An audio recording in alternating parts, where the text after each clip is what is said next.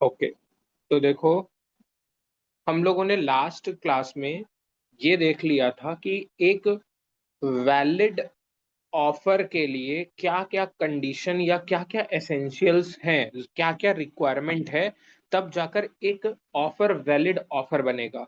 तो उसमें हम लोगों ने ये देखा कि भाई एक ऑफर को वैलिड ऑफर बनने के लिए generally, not always, there should be invitation to offer. Invitation to offer के बाद ऑफर आता है। इनविटेशन टू ऑफर में कोई भी बाउंड नहीं होता।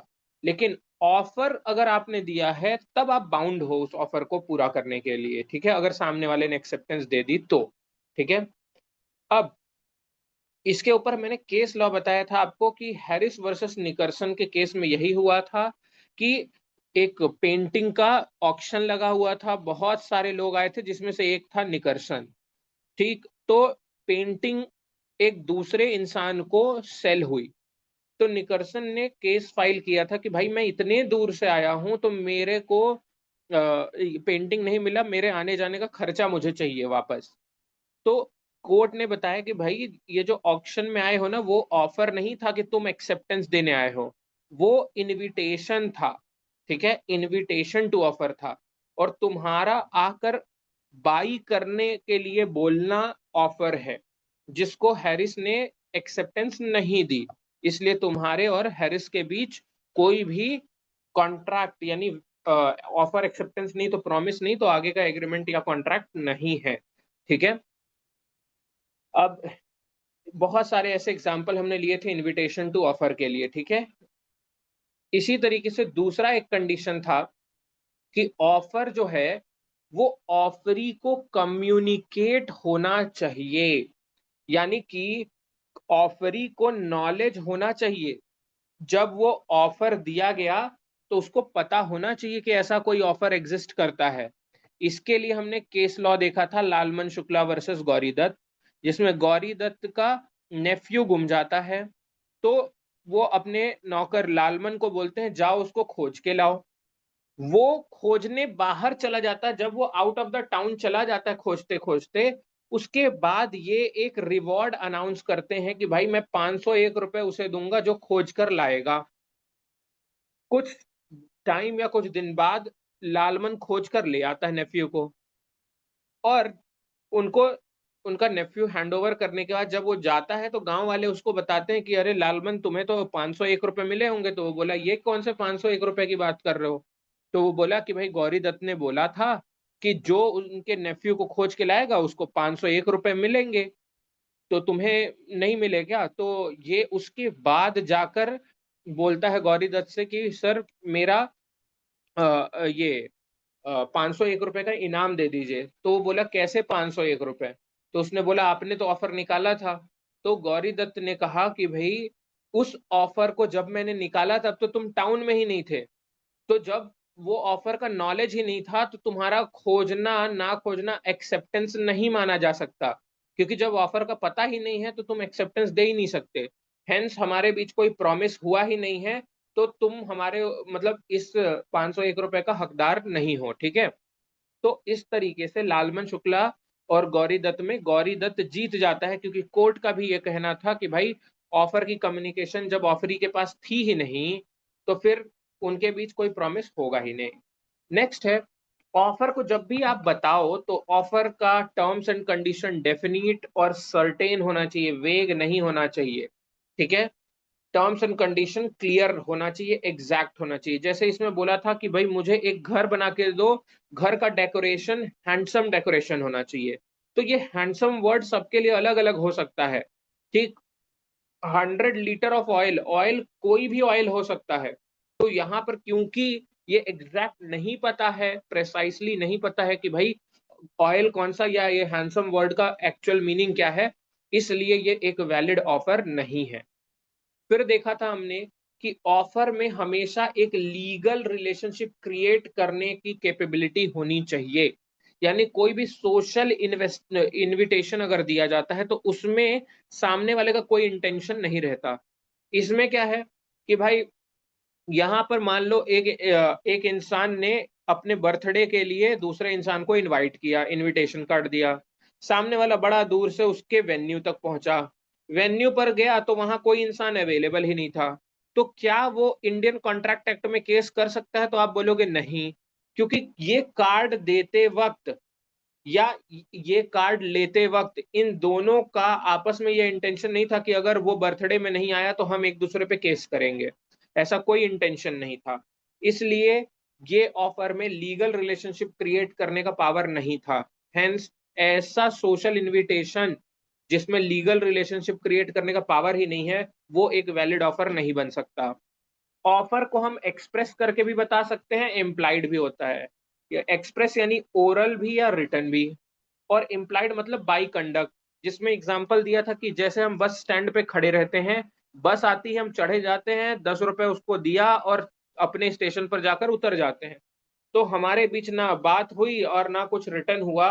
बस बाई कंडक्ट बस का आकर रुकना वॉज एन ऑफर, आपका बस में चढ़ना वॉज एक्सेप्टेंस, तो वैलिड प्रॉमिस हो गया। आपने 10 रुपए दिए और उसने आपको आपके ठिकाने पे छोड़ दिया, तो वैलिड कंसिडरेशन हो गया। इसलिए आप दोनों के बीच एग्रीमेंट हो गया। और क्योंकि इसमें कोई गड़बड़ी नहीं है तो लॉ इसको अप्रूव करेगा ही। सो ये एक वैलिड कॉन्ट्रैक्ट फॉर्म कर लेगा। ठीक है। इसी तरीके से ट्रैफिक लाइट पे आप खड़े रहते हो, अगर एक बच्चा आकर आपके कार का शीशा वगैरह साफ करने लग गया, आपने नहीं रोका, तो ये माना जाएगा कि आपने एक्सेप्टेंस दे दी। ठीक है। तो यहां तक हम लोगों ने कवर कर लिया था। ठीक है। अब ऑफर में भी जनरल, ऑफर जनरल नेचर का भी हो सकता है, ऑफर स्पेशल नेचर का भी हो सकता है। जनरल और स्पेशल नेचर का ऑफर, ये टाइप्स ऑफ ऑफर भी है और ये कंडीशन भी है कि आप जनरल नेचर का भी दे सकते हो offer, specific nature. General nature मतलब पब्लिक एट लार्ज, पब्लिक पूरी जनता में से कोई भी इंसान उसकी एक्सेप्टेंस दे सकता है। ठीक है। कोई भी इसका ऑफरी बन सकता है, मतलब ऑफरी कैन बी एनीवन। ठीक है। और यहां पर स्पेसिफिक ऑफर की अगर मैं बात करूं तो ये किसी पर्टिकुलर पर्सन या किसी पर्टिकुलर ग्रुप ऑफ पर्सन को दिया जाता है, और सिर्फ वही लोग इसकी एक्सेप्टेंस दे सकते हैं। It is not open to all. ठीक है। This is open to all, open to all, but this is not open to all.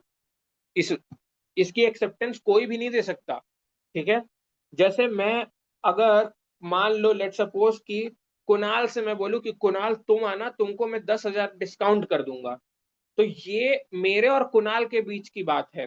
तो ये ऑफर को आप अभिरूपा या अभिलाषा, आप दो लोग एक्सेप्टेंस नहीं दे पाओगे, क्योंकि ये स्पेसिफिक नेचर है। बट अगर मैंने ऐसे बोल दिया कि भाई जो मेरे पास पहले कोचिंग करने आएगा, ठीक है, मैं उसको स्टार्टिंग में 10,000 की छूट दे दूंगा, then this is a general offer.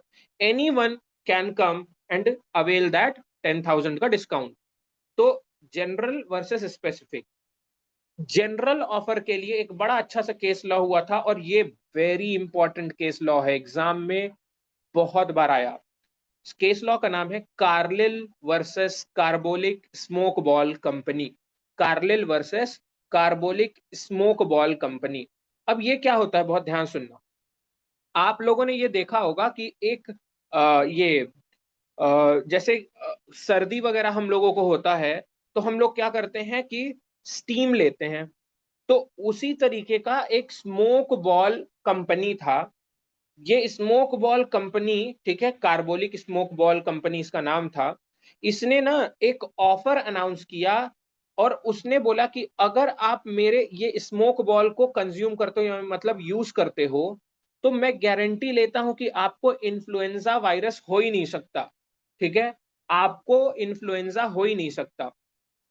अगर हुआ तो मैं 10,000 डॉलर आपको रिवॉर्ड में दूंगा। ठीक है। अब एक लेडी थी जिसका नाम था कार्लिल। कार्लिल ने ये मेडिसिन खरीद ली, ये स्मोक बॉल खरीदा, इसको जैसा डायरेक्शन था उसके हिसाब से यूज किया। लेकिन कुछ समय के बाद वो जब डॉक्टर के पास गई, उसकी तबीयत खराब हुई, तो उसने बोला कि आपको इन्फ्लुएंजा है। ठीक है। तो जब इन्फ्लुएंजा है का पता चला तो कार्लिल ने इस कंपनी के ऊपर केस कर दिया और बोला कि भाई मैंने देखो इस दिन पर ये देखो मेरे पास बिल है, हर प्रूफ दे दिया, मैंने डायरेक्शन प्रिकॉशन के साथ यूज किया है सब कुछ, लेकिन फिर भी मुझे डिटेक्ट हुआ है इन्फ्लुएंजा, तो अब मुझे तुम ये रिवॉर्ड दो। तो कार्बोलिक स्मोक बॉल कंपनी ने क्या बोला कि मैंने तुम्हें कब कहा था ऐसा कि तुम कंज्यूम करो और तुम्हें कुछ होगा तो मैं $10,000 तुम्हें दूंगा। तो यहां पर कार्लिल ने बोला कि तुमने जो ऑफर निकाला था दैट वाज जनरल ऑफर, और मैंने खरीदा तो मैंने खरीद कर उसकी एक्सेप्टेंस दी, आपके हर टर्म्स कंडीशन को माना, तो मैंने उस एक्सेप्टेंस को वैलिडली परफॉर्म किया, तो हमारे और तुम्हारे बीच एक जनरल ऑफर के थ्रू कॉन्ट्रैक्ट बन गया है। तो ये पूरा केस जब कोर्ट में गया, कोर्ट ने सारा चीज चेक किया, तो कोर्ट ने कहा कि कार्लिल बिल्कुल सही बात बोल रही है, ये क्लेम एक्सेप्ट किया जाएगा क्योंकि ये जनरल ऑफर था और कोई भी इंसान इसकी एक्सेप्टेंस दे सकता है और इसका खरीदना ही यहां पर एक्सेप्टेंस जैसा ट्रीट होगा। Hence it is a case, valid case of general offer. तो इसको याद रखना, ये बहुत बार पूछा गया है। ठीक है, अब आते हैं स्पेसिफिक ऑफर की तरफ। स्पेसिफिक ऑफर सिर्फ स्पेसिफिक पर्सन या ग्रुप ऑफ पर्सन जिसको वो दिया गया है वही कर सकता है। इसके ऊपर जो केस लॉ है उसका नाम है बोल्टन वर्सेस जोन्स का केस। अच्छा, मैं जो केस लॉ बोल रहा हूं ना, ये सारे केस लॉ हुए हैं, कोर्ट में फाइल किए गए हैं, और इसके ऊपर बहुत बड़े बड़े पूरे जितना मतलब वर्डिक्ट सुनाई गई है ना, पूरा केस, बड़ी बड़ी मोटी मोटी किताबें हैं। ये तो मैं आपको बस क्रक्स बता रहा हूँ, इतना आसान सा नहीं है कि हुआ और मिल गया। आप जानते हो कोर्ट कचहरी का लंबा गेम था, लेकिन मैं क्रक्स आपको बता रहा हूँ कि किस बेसिस पर क्या हुआ था केस और अल्टीमेटली क्या कंक्लूजन आया। ठीक है, अब ये मत कहना कि सर प्रूव कैसे होगा, क्योंकि प्रूव अगर यहीं पे हो जाता है तो फिर लॉयर का जॉब छूट छूट जाएगा। ठीक है, प्रूव करने का कमाई उनका करने का जरिया वो है। ठीक है, तो प्रूव हमें नहीं करना है, एग्जाम में आपको भी प्रूव नहीं करना, आपको सिर्फ स्पेसिफिक टू लॉ रहना है। ठीक है, अब देखो इसमें क्या है, बोल्टन वर्सेस जोन्स के केस में क्या हुआ। एक कंपनी थी, ठीक है, ब्रोकलहर्ट्स कंपनी, ठीक है, ब्रोकलहर्ट्स कंपनी थी। ठीक है, अब ब्रोकलहर्ट्स कंपनी और जोन्स के बीच एक कॉन्ट्रैक्ट हुआ था, दोनों ने कॉन्ट्रैक्ट साइन किया था, और उस कॉन्ट्रैक्ट के बदले जोन्स को पेमेंट करनी थी ब्रोकलहर्ट्स को। ठीक है, ब्रोकलहर्ट्स कंपनी को। तो इस इंसान, ये जो पहला ओनर था, इसने क्या किया, ब्रोकलहर्ट्स कंपनी को सेल कर दिया, बोल्टन को सेल कर दिया।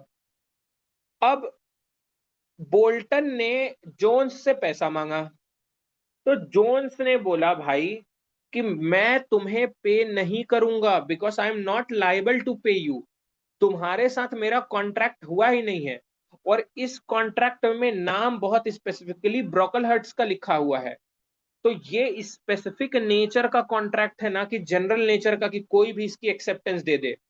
मैंने उसको बोला था कि अगर ब्रोकलहर्ट्स मतलब ये इंसान इसको परफॉर्म करेगा तभी मैं पेमेंट करूंगा, अब तुम इसको परफॉर्म करोगे तो तुमसे तो मेरा कोई लेना देना है ही नहीं, तुमसे तो मेरी कोई बात हुई ही नहीं है, तो तुम्हारा मेरे से पैसा मांगना वैलिड नहीं है, बिकॉज जो यहाँ पर कॉन्ट्रैक्ट में ऑफर दिया गया है ये स्पेसिफिक नेचर का था, ये जनरल नेचर का नहीं है। तो कोर्ट ने देखा कि भाई यहाँ पर बोल्टन की सारी बात सही थी। ठीक है, सॉरी, जोन्स की सही बात थी, और यहां पर बोल्टन एज कॉन्ट्रैक्टेड विथ ब्रोकलहर्ट्स, ठीक है, नॉट लाइबल। ठीक है, ये ही इज नॉट लाइबल। ठीक है, तो Jones is not liable to pay to Bolton, instead he is liable to Brocklehursts. ठीक है, क्योंकि स्पेसिफिक नेचर का ये कॉन्ट्रैक्ट था। तो इस चीज को बहुत अच्छे से याद रखना। ठीक है, नेक्स्ट, उसके बाद ऑफर में बी कंडीशनल और अनकंडीशनल। ठीक है, ऑफर कंडीशनल भी हो सकता है, अनकंडीशनल भी हो सकता है, लेकिन एक्सेप्टेंस जब मैं पढ़ाऊंगा तो वो कंडीशनल नहीं होती। ठीक है, देखना, ऑफर में भी कंडीशनल या अनकंडीशनल का मतलब क्या हुआ, आप कंडीशन किस चीज पर डाल सकते हो कि किस तरीके से आप पेमेंट करो, या किस तरीके से कॉन्ट्रैक्ट को परफॉर्म करो, या कोई और स्पेसिफिक तरीके का टर्म्स एंड कंडीशन, और सामने वाले को वो टर्म्स एंड कंडीशन को आपको कम्युनिकेट करना होगा, ठीक है। और जब वो टर्म्स एंड कंडीशन को जानने के बाद एक्सेप्टेंस देगा, तभी उसकी एक्सेप्टेंस को वैलिड माना जाएगा। बिना टर्म्स एंड कंडीशन बताए अगर आप करोगे तो आपका वैलिड ऑफर नहीं माना जाएगा, ठीक है। इसके लिए भी एक पॉइंट है, आगे अभी देखेंगे। तो याद रखना, ऑफर अनकंडीशनल भी हो सकता है, कंडीशनल भी। कंडीशन आप चाहे उसके मोड ऑफ पेमेंट या हाउ टू परफॉर्म इट या एनी अदर कंडीशन आप डाल सकते हो, बट आपको इस टर्म्स एंड कंडीशन को बताना होगा सामने वाली पार्टी को, और उसके बाद वो जानने के बाद एक्सेप्टेंस देगी, तब जाकर वो वैलिड माना जाएगा।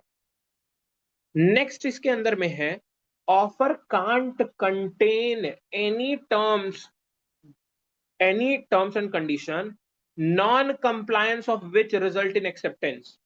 इसका कहने का मतलब क्या बोल रहा है कि आप ऑफर में सब कंडीशन डाल सकते हो, लेकिन ऐसा कंडीशन नहीं डाल सकते जिसका मतलब ये हो जाए कि अगर तुमने ये कंडीशन नहीं मानी तो मैं मान लूंगा कि तुमने एक्सेप्ट कर लिया। एग्जाम्पल, मैंने बोला क्या, एक ऑफर दिया सामने वाले को, और मैंने बोला अगर तुम 3 दिन में कुछ रिप्लाई नहीं करते तो मैं मान लूंगा कि तुमने एक्सेप्ट कर लिया, ठीक है।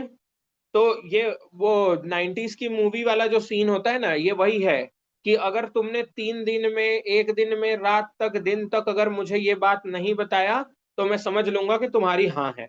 तो ये अगर आपने ऐसा कंडीशन दिया है ना जिसका non compliance is equal to acceptance, तो वो वैलिड कंडीशन नहीं है। You can put terms and condition, but ऐसे टर्म्स कंडीशन नहीं डाल सकते जिसका ना पूरा होने का मतलब एक्सेप्टेंस बन जाए। ऐसा कंडीशन अलाउड नहीं है, ठीक है। इस चीज को याद रखना।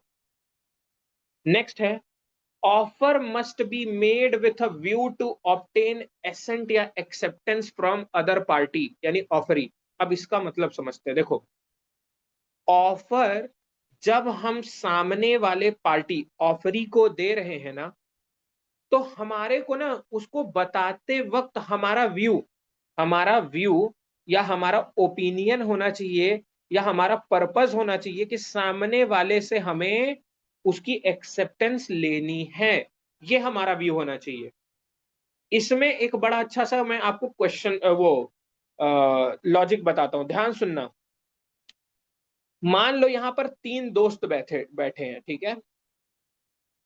ठीक नदी के किनारे बैठे हैं, गप्पे शप्पे लड़ा रहे हैं, फिर अचानक से ये एक दोस्त बोलता है, यार मैं सोच रहा हूं कि मैं ना अपनी बाइक को सेल कर दूं, ठीक है। सोच रहा हूं कि 60,000 में बेच देता हूं, ठीक है। अभी ऐसा बोल रहा है, ये वाला इंसान ऐसा बोल रहा है, यार कि बाइक आजकल मजा नहीं आ रहा है, तो सोच रहा हूं कि यार बाइक को बेच देता हूं, लगभग 60,000 में सोच रहा हूं कि बेच दूं। इतने में ये तीसरा वाला दोस्त बोलता है, अरे भाई, it is accepted, it is accepted, मैं इसकी एक्सेप्टेंस दे रहा हूं, ठीक है, मैं लूंगा 60,000 में। अब ये बोला, भाई ये कहां से, अब ध्यान सुनना, अब ये इंसान ने सोचा कि यार ये इंसान ने तो एक्सेप्टेंस दे दी। अब सामने वाला बोल रहा है क्या कि भाई मैं तो सिर्फ तुम्हें बता रहा था, ये बताने का मेरा कोई इंटेंशन नहीं था कि तुम मेरे को इसकी एक्सेप्टेंस दो। मैं कोई ऑफर नहीं दे रहा था, मैं तो सिर्फ अपना एक ओपिनियन या मैं अपना थॉट बस शेयर कर रहा था तुमसे। तो याद रखना कि this will not constitute as an offer, क्योंकि इसको बोलते वक्त सामने वाले का कोई इंटेंशन नहीं था कि दूसरे का वो एक्सेप्टेंस ले। वो सिर्फ अपनी बात रख रहा था, ठीक है। उसका इंटेंशन ऑफर देना नहीं था कहीं भी। तो अगर कोई अपनी ऐसी बात रख रहा है तो उस चीज को हमें सीधा सीधा ऑफर नहीं मान लेना है। तो याद रखना कि not mere intention to making an invitation, मतलब वो इंसान बस एक इंटेंशन शो कर रहा था कि यार मैं सोच रहा हूं कि बेचूंगा 60,000 में, इट डज नॉट मीन कि आप उसकी एक्सेप्टेंस दे दो या उसके ऊपर ये केस करके कर दो कि तुमने जो बोला वो ऑफर था, मैंने जो बोला वो एक्सेप्टेंस थी, तुम ऑफर से मुकर नहीं सकते। अब ऐसा नहीं कहा जा सकता, याद रखना। तो हम जब भी ऑफर देंगे तो ऑफर को तभी ऑफर माना जाता है जब देते वक्त हमारा ये इंटेंट हो कि हम सामने वाले लोग का एक्सेप्टेंस चाहते हैं। ठीक है, मियर उनको बताना इज नॉट एन ऑफर। ठीक है, तो ये चीज हो गया। नेक्स्ट है देयर, और इसके ऊपर very important, again very very important case law, there must be, एक तो मैंने ऊपर लिखा, ध्यान सुनना, देखो, there must B communication.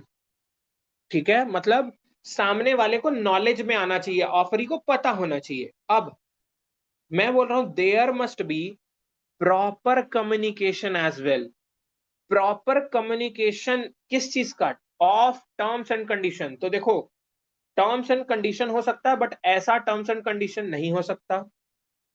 Communication होगा मतलब सामने वाले को नॉलेज होना चाहिए, बट नॉलेज किन चीजों का होना चाहिए? That is terms and condition का भी पूरा नॉलेज होना चाहिए। ऑफर का तो पता होना चाहिए, लेकिन ऑफर में जो टर्म्स कंडीशन है उसका भी पता होना चाहिए। और उसको हम क्या कहते हैं कि जब आप ऑफर दो तो उससे जुड़ा टर्म्स एंड कंडीशन को आप प्रॉपर राइट प्लेस पर या राइट टाइम पर या राइट पर्सन तक कम्युनिकेट कर दो। प्रॉपरली, प्रॉपरली वर्ड का मतलब कि सामने वाले को पूरी तरीके से full information and correct information regarding terms and condition पता हो। इसके ऊपर केस क्या हुआ, बहुत ध्यान से सुनना, ये केस बहुत इंपॉर्टेंट है। ठीक है, केस लॉ का नाम है हेंडरसन वर्सेस स्टेवेंसन। ठीक है, हेंडरसन वर्सेस स्टेवेंसन क्या हुआ? हेंडरसन ना एक स्टीम बोट कंपनी थी। ठीक है, एक स्टीम बोट कंपनी थी। ठीक है, एक जहाज थी स्टीम से चलने वाली। ठीक, और एक पैसेंजर था जिसका नाम था स्टेवेंसन। स्टीवेंसन ने क्या किया, इस हेंडरसन कंपनी से स्टीम बोट की टिकट खरीद ली। ठीक है, और टिकट के पीछे टर्म्स एंड कंडीशन में एक बात लिखा था कि अगर गुड्स चोरी हो जाते हैं या गुम जाते हैं तो कंपनी की कोई जवाबदारी, कोई लाइबिलिटी नहीं होगी। ठीक, आप अपने सामान के खुद जिम्मेदार हैं। ठीक है ना। अब टिकट के पीछे ये सारी बातें, टर्म्स एंड कंडीशन लिखी थी। स्टेवेंसन ने हेंडरसन कंपनी से जब टिकट खरीदा तो टिकट के फ्रंट में सारा नाम लिखा, जर्नी लिखी, उसका प्राइस लिखा और पीछे टर्म्स एंड कंडीशन लिखे हैं। लेकिन फ्रंट पेज पर ऐसा कोई चीज नहीं लिखा जिससे कि इंसान बैक साइड को टर्न करके पढ़े। यानी बैक साइड पे टर्म्स कंडीशन दिए हैं, इसका फ्रंट पेज पे कोई इंडिकेशन नहीं था। तो इसने क्या किया, वही फ्रंट वाला ही देखा, पॉकेट में रखा, चला गया। लेटर ऑन गुड्स उसके चोरी हो गए तो उसने, पैसेंजर ने इस कंपनी पे बोला कि भाई मेरा क्लेम दे दो। इसने क्लेम रिजेक्ट कर दिया, बोला भाई हम टर्म्स एंड कंडीशन पूरा लिख कर दिए हैं, आप नहीं पढ़े, आपकी गलती। ठीक, बात पहुंची कोर्ट में। कोर्ट में सारी चर्चा हुई तो कोर्ट ने बोला, ध्यान सुनना, बहुत अच्छा केस लॉ है। कोर्ट ने बोला तुमने कम्युनिकेशन की है, बट ये कम्युनिकेशन प्रॉपर नहीं है। कैसे किसी इंसान को पता चलेगा कि टिकट के पीछे टर्म्स कंडीशन लिखा है? तुम फ्रंट में ये लिखो ना कि please turn over for terms and condition. कुछ तो ऐसा इंडिकेट करो जिससे इंसान पेज पलटे। तो सामने पर अगर तुमने ये बात लिखी होती कि गुड्स चोरी होने पर नहीं मिलेंगे तो मैं मान लेता कि भैया चलो ठीक है, तुमने प्रॉपर कम्युनिकेशन की। तुमने पीछे बात लिखी और आगे वाले पेज पे ऐसा कुछ लिखा ही नहीं जिससे इंसान पीछे वाले पेज को देखे भी कि वहां भी कुछ चीज है। तो यही चीज की वजह से आज भी आप देखोगे तो भले कोई भी चीज होगा, वो हमेशा क्या करेगा, टर्म्स एंड कंडीशन अगर कहीं भी लिखना है तो वो हमेशा उस जगह का फ्रंट में डिस्क्लोजर जरूर करेगा कि इससे जुड़े टर्म्स एंड कंडीशन। इसीलिए आप देखोगे म्यूचुअल फंड का ऐड भी आता है, भले ही वो एकदम जल्दी से बोल देता है, सारा चीज धीरे धीरे बोलकर लास्ट में read all the documents carefully, ठीक है, टर्म्स एंड कंडीशंस अप्लाइड। तो वो जो जल्दी से बोल देता है और छोटा सा ही लिख देता है, लेकिन सामने लिखा है और बोला है, क्योंकि अगर वो दोनों काम अगर वो मिस कर देगा ना, तो आप भी केस करोगे तो आप ही जीतोगे, क्योंकि proper communication, terms and condition का ना होना, ये ऑफरर की गलती मानी जाती है, ठीक है। तो आपके ऊपर पूरा मतलब आपके ऊपर के साथ राइट है इस चीज का। तो याद रखना, ये केस लॉ बड़ा ही मतलब लोगों को लगा यार टर्म्स एंड कंडीशन तो लिखे ही थे, अब ये क्या बात हुई कि पेज पलटने के लिए लिखना है।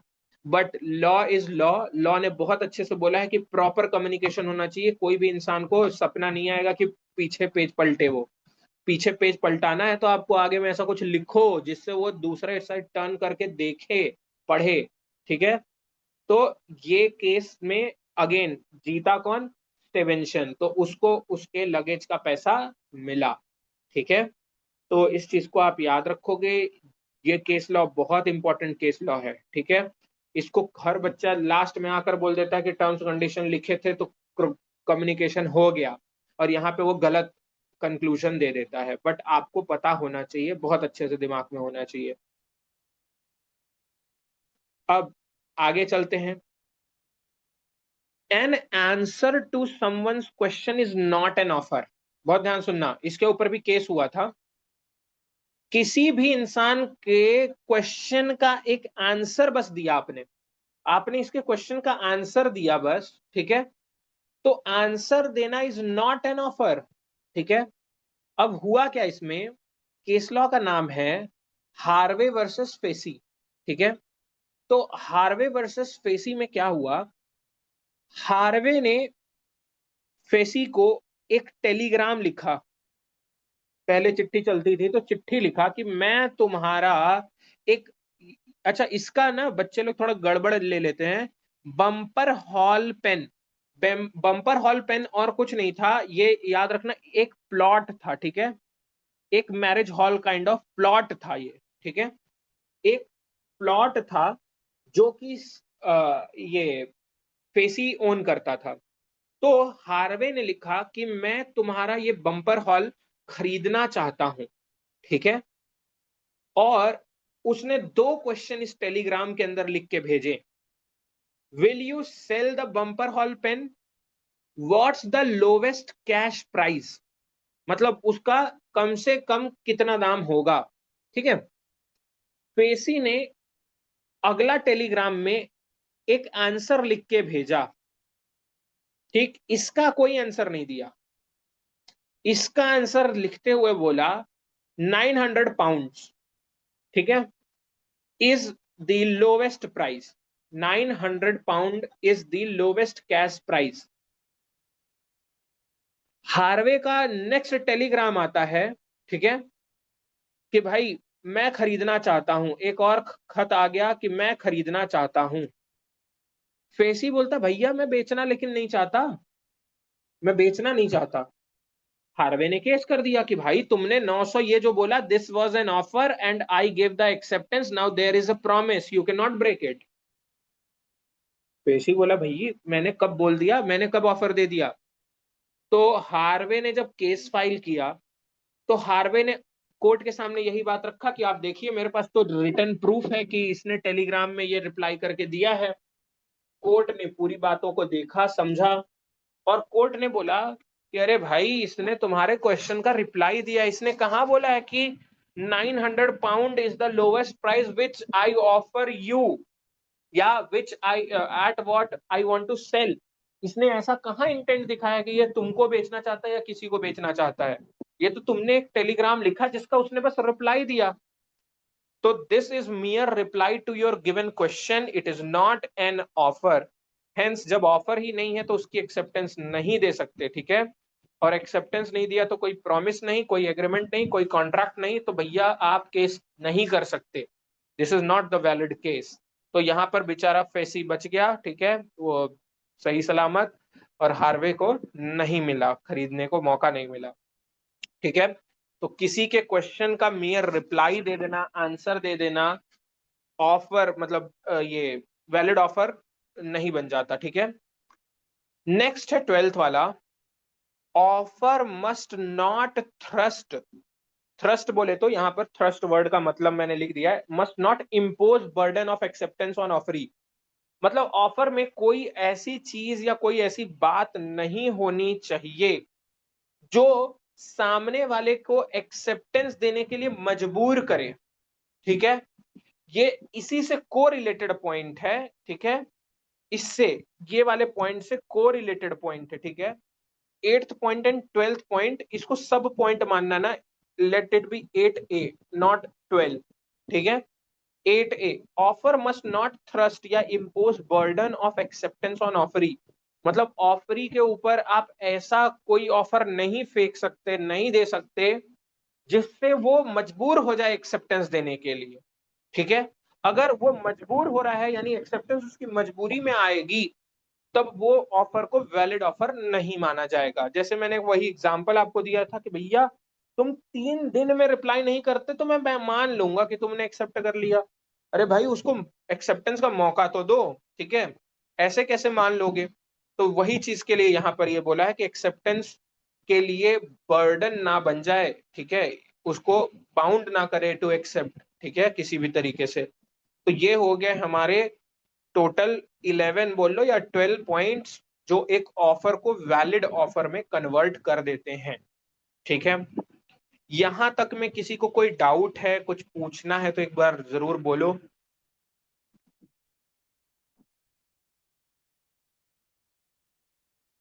हाँ, कुणाल, अभिरूपा, अभिलाषा, कुछ भी, किसी को कोई डाउट, कुछ पूछना? ठीक है, ओके। तो अब इसके जस्ट आगे चलते हैं, ठीक है। अब देखो, ये वाला जो टॉपिक है हमारा, this is types of offer. Offer के ये 5 टाइप है, बहुत ध्यान से सुनना समझना, ठीक है। 2 टाइप को हमने ऑलरेडी डिटेल में कर लिया है, बट उसको थोड़ा सा जो मेजर मेजर पॉइंट है, मतलब की वर्ड है, वो देख लेंगे यहाँ पे।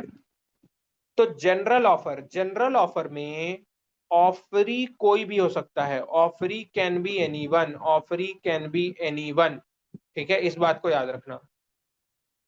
एक्सेप्टेंस कोई भी पब्लिक में से कोई भी दे सकता है, एक्सेप्टेंस कोई भी दे सकता है एक जनरल ऑफर को।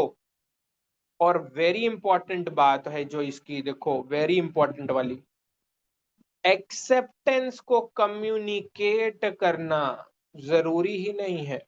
सबसे ज्यादा इंपॉर्टेंट जो इसमें जो बात है ना, वो ये है कि इसमें एक्सेप्टेंस को कम्युनिकेट, बताने की भी जरूरत नहीं होती। जैसे कि Carlill versus carbolic smoke ball वाले में अभी हमने देखा कि कार्लिल ने बस खरीद लिया, वो जाकर कार्बोलिक स्मोक बॉल कंपनी को बोली नहीं थी कि चलो ठीक है मैं तुम्हारा ऑफर एक्सेप्ट करती हूँ। उसने बोला नहीं, उसने कोई मेल नहीं लिखा, ठीक है। वो बस खरीद ली, यानी कि इसमें एक्सेप्टेंस इम्प्लाइड होती है। इसमें ओरल रिटर्न हो ना हो, इम्प्लाइड हो जाएगी, बाय डिफॉल्ट हो जाएगी, ठीक है। तो याद रखना, एकमात्र ऐसा ऑफर जिसमें एक्सेप्टेंस बताने की भी जरूरत नहीं है कि मैंने एक्सेप्ट कर लिया है, ठीक है। इसके अंदर में केस एक और मैंने लिखा है, example finder of lost goods.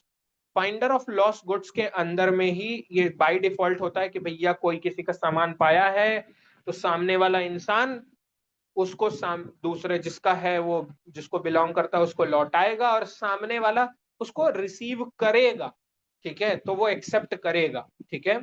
तो उस तरीके से ये जनरल ऑफर है। तो जनरल ऑफर के लिए हमने एक केस लॉ भी देख लिया, Carlill versus carbolic smoke ball company, तो वो ऑलरेडी हमने डिटेल में देख लिया। इस स्पेसिफिक ऑफर के लिए भी हमने केस देख लिया, बोल्टन वर्सेस जोन्स का। इसके अंदर में खास खास बात देखो, इसमें ऑफरी कोई भी नहीं हो सकता, कोई एक स्पेसिफिक पर्सन या ग्रुप ही होगा, कोई स्पेसिफिक पर्सन या ग्रुप होगा ऑफरी, और वही ऑफरी ही इसका एक्सेप्टेंस दे सकता है, कोई और नहीं दे सकता, पब्लिक नहीं दे सकती, पब्लिक नहीं देगी, ठीक है। इसमें public can not give acceptance, कोई भी नहीं दे सकता, ओनली पर्टिकुलर पर्सन जिसको ये दिया गया है ऑफर वही देगा। और इसके अंदर आपको एक्सेप्टेंस को अच्छे से बताना होगा, लिखकर या बोलकर समझाना बताना होगा, ठीक है। इसमें एक्सेप्टेंस क्लियर होनी चाहिए, ठीक है, तभी मानेंगे कि स्पेसिफिक ऑफर क्रिएट हुआ है, ठीक है।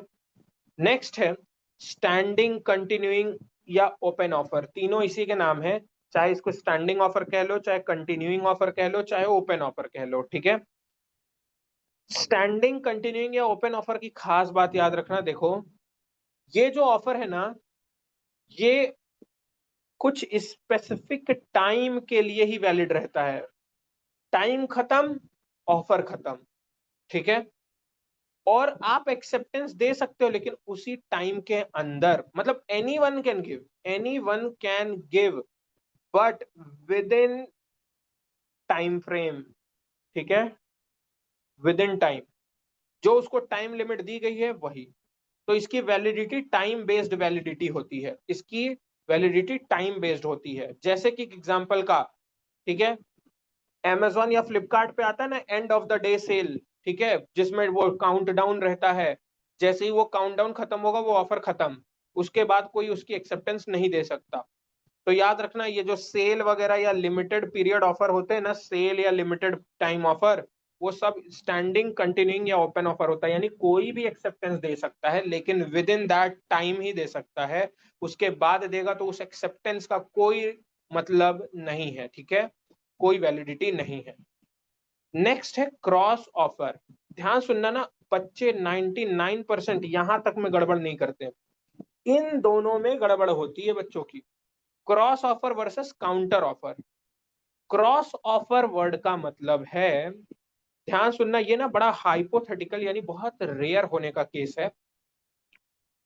टू आइडेंटिकल ऑफर, दो हूबहू 100% कॉपी पेस्ट, ठीक है, 100% कॉपी पेस्ट ऑफर, ठीक है, 100% कॉपी पेस्ट ऑफर रहेंगे, और 100% कॉपी पेस्ट ऑफर साइमल्टेनियसली, एक ऑफर उधर से आया, एक ऑफर इधर से गया, और दोनों को एक दूसरे के ऑफर के बारे में पता भी ना हो। एग्जाम्पल दे रहा हूं, ध्यान सुनना, एक इंसान यहाँ है और एक इंसान मान लो यहाँ है, ये दिल्ली में रह रहा है या मुंबई में रह रहा है, ठीक है, सॉरी यार,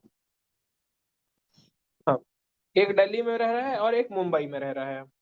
अब ये इंसान, एक यहाँ फ्लैट है, ठीक है, फ्लैट है, ये इंसान ने इस इंसान को बोला कि यार मैं बाई करना चाहता हूं इसको 1 करोड़ रुपए में, ठीक, और ये इंसान ने इसको बात बोली कि यार मैं तुमको सेल करना चाहता हूं 1 करोड़ रुपए में। लेकिन जब ये बाई वाला, लेट सपोज इसने मेल किया, ठीक है, और लेट सपोज इसने क्या किया, लेटर लिखा, अब मेल एक साइड से जा रहा है, लेटर एक साइड से जा रहा है, दोनों काम साइमल्टेनियसली हो रहे हैं और without knowledge of each other, कि दोनों लोग एक ही बात बोल रहे हैं। ध्यान सुनना, दोनों लोग एक ही बात बोल रहे हैं, ये दोनों को पता नहीं है लेकिन, ठीक है, ये बाई करने उतना ही अमाउंट में बोल रहा है, उसी फ्लैट को बोल रहा है, और वो सेल करने भी उसी फ्लैट को उतने ही रुपए में बोल रहा है, लेकिन दोनों को एक दूसरे को बताते वक्त ये नॉलेज नहीं था कि सामने वाले ने ऑफर दिया है। तो ऐसे ऑफर को हम कहते हैं क्रॉस ऑफर, ठीक है।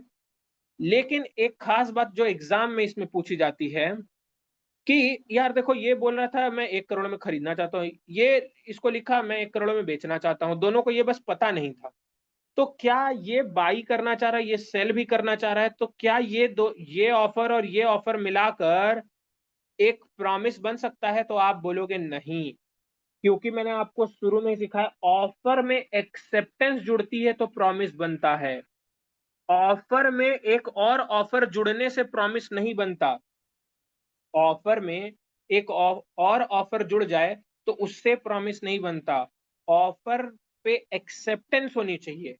अब मान लो इसमें से ये वाले को कोई ये एक्सेप्ट कर ले या ये वाले को ये एक्सेप्ट कर ले, तब जाकर वो एक वैलिड ऑफर बनेगा, यानी प्रॉमिस बनेगा आगे जाकर।